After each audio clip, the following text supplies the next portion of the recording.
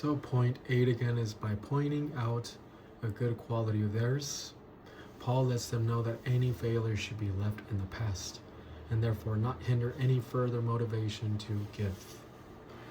That's why he uses the qualitative relative pronoun hoitines, because this is beneficial to this is profitable to your benefit. You who are such a category as were the first to commence a year ago. Commence not just the giving, but also the desiring.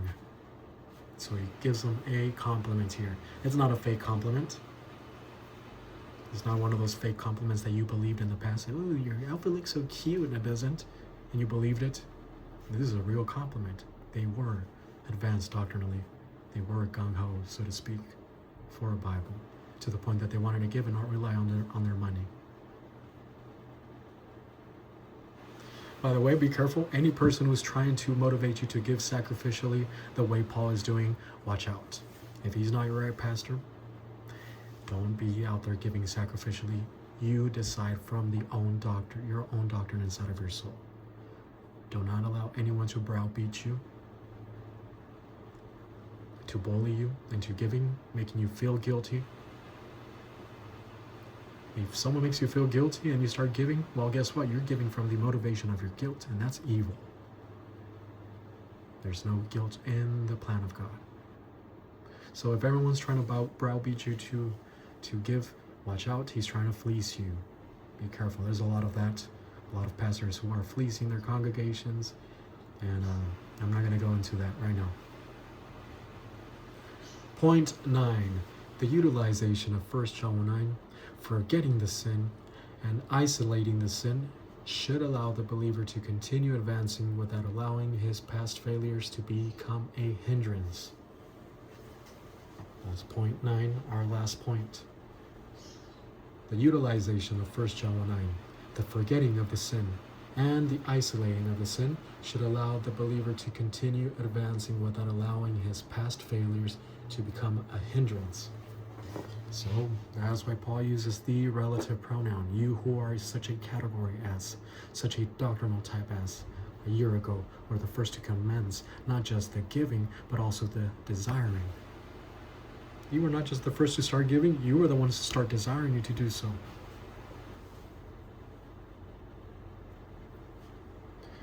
Okay, verse 11.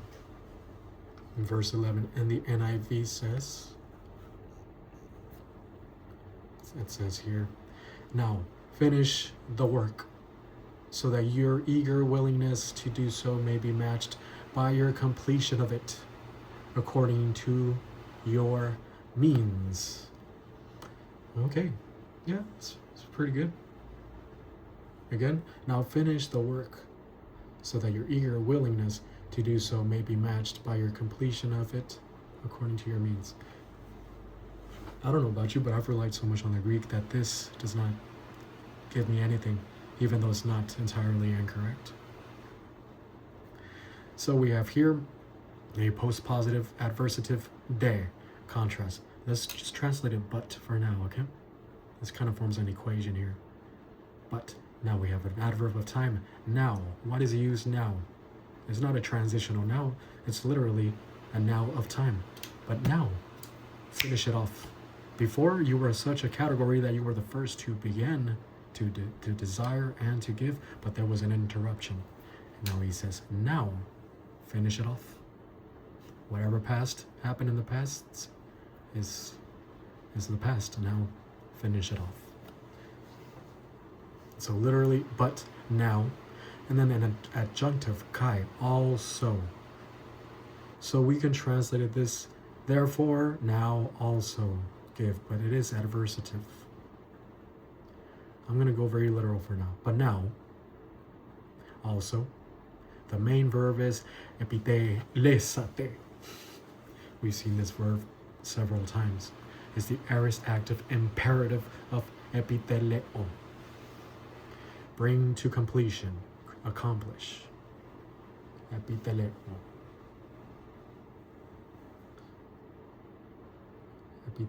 Okay, yes. This is an aorist tense, a culminative aorist. the nature of the completion makes it a culminative aorist. So, culminative aorist, it regards in one entirety the act of bringing to complete the giving, but regards it from emphasizing it from the results of them sending out the money to the benefit of the Jerusalem Christians. So, complete, as we're going to translate this. The active voice, the Corinthians produce the action of the verb, and the imperative is one of mandate, complete. Even though he just said, I am not speaking by command, so we can say that it might be an entreating here, but let's just go for imperative. Now complete the what? Complete what? The infinitive here. The to do, the to give.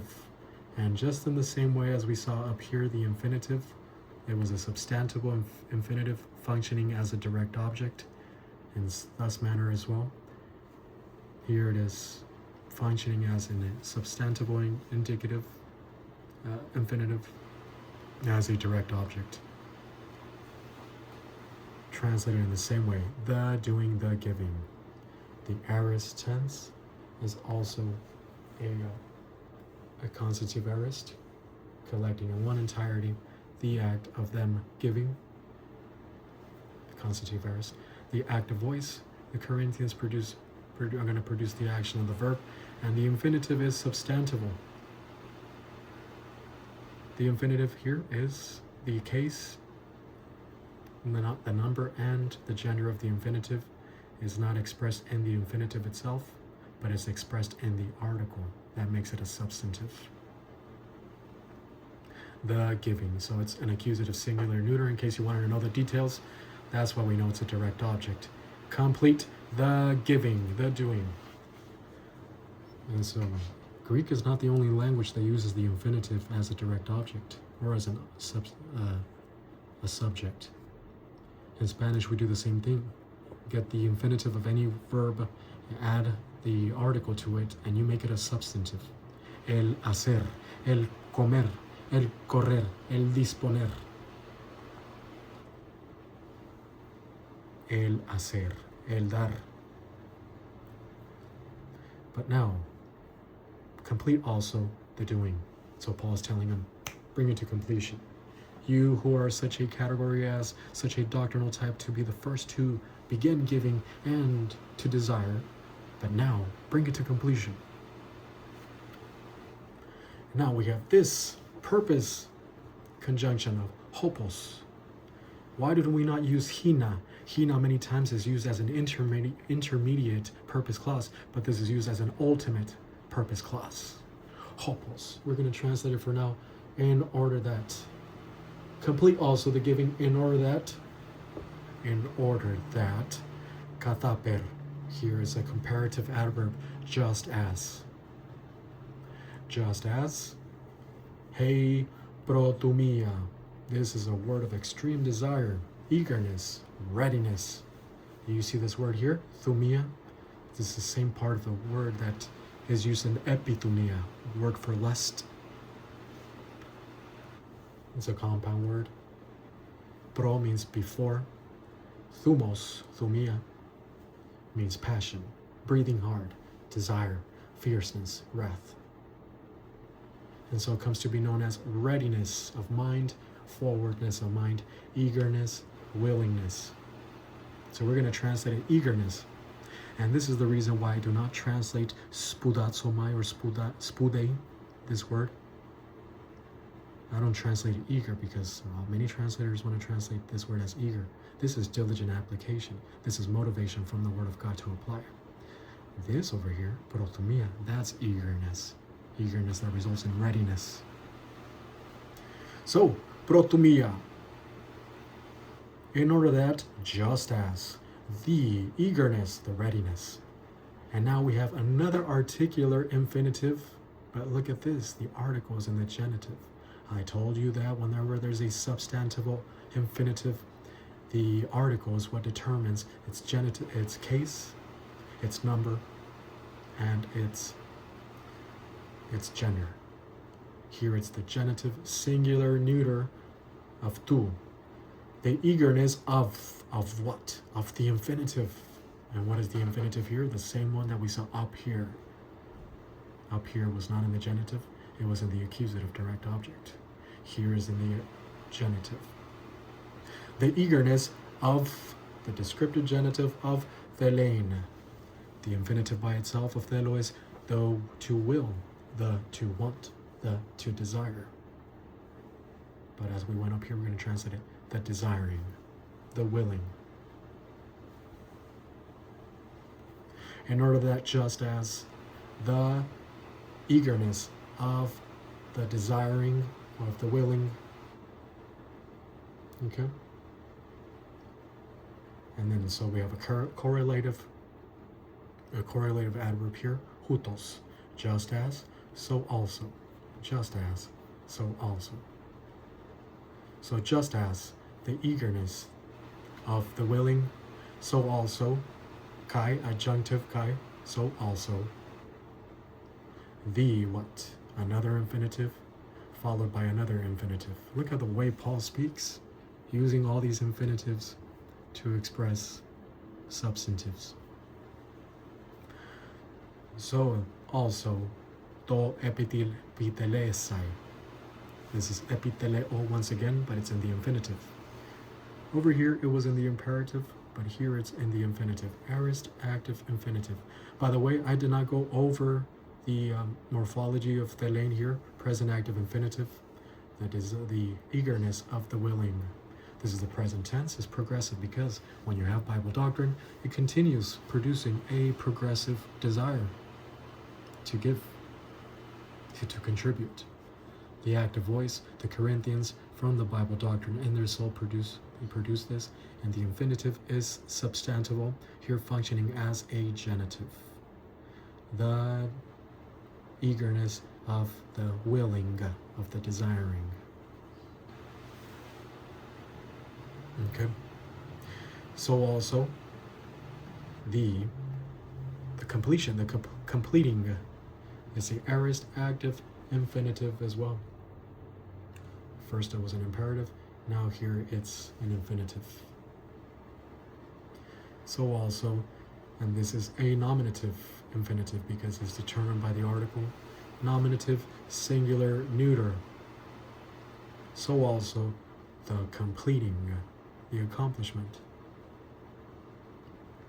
The aorist tense is culminative aorist, regarding in one entirety the collecting of the money, but emphasizing it from the results, them having the money and sending them out, to the point of them completing the act of giving. The active voice, the Corinthians produce the action of the verb of matching the action with their desire. Mental attitude must be matched by action many times. If you have Bible doctrine in the soul, you have to engage in doing. This is the difference between a hearer of the word and a doer of the word. A hearer of the word just hears the word of God and he does not store it inside of his heart. But a doer of the word is he who hears the word of God and believes it and stores it inside of his heart to the point that that doctrine becomes part of him. It's not a doer of works, it's a doer of the word. And this is the Corinthians. They have doctrine inside of their soul. Now they're going to put it into action, that doctrine inside of their soul. Make sure that it's divine good, not human good. That's exactly what they're going to do. How do we translate this? So also the completing. The completing, and then we have a prepositional phrase with another articular infinitive in the genitive. The genitive infinitive here is the object of the prepositional. So this forms a whole prepositional phrase. This is wonderful Greek. So also the completing from the source of the having. Oh my gosh. Let's do this. Ek plus the genitive article, ablative or genitive of source of tu. This article obviously determines the case of the infinitive because the infinitive does not have a case. Remember, the infinitive here only has the elements of a verb, present, active, infinitive. But if it's a verb, but it's a nouny verb, is a substantival verb. Like I mentioned in Spanish, you can make it a noun, but it does not have the elements of a noun. Therefore, the article is what determines the elements of that infinitive. So here, tú, genitive, singular, neuter, that determines the elements of an infinitive that's functioning as a substantive. Out from the source, genitive, ablative, genitival source. From the source of the echo.